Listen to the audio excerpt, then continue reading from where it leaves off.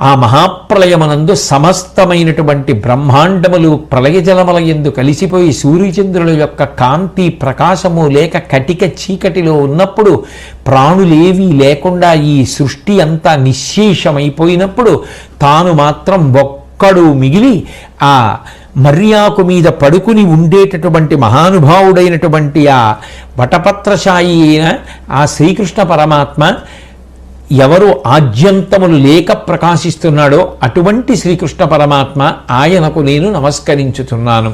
మళ్ళీ ఆయన సంకల్పం చేతనే సృష్టి ప్రారంభమవుతుంది. మళ్ళీ దాన్ని స్థితికర్త అయి నిలబెట్టేవాడాయనే, మహాప్రళయంలో తనలోకి తీసుకునేవాడాయనే.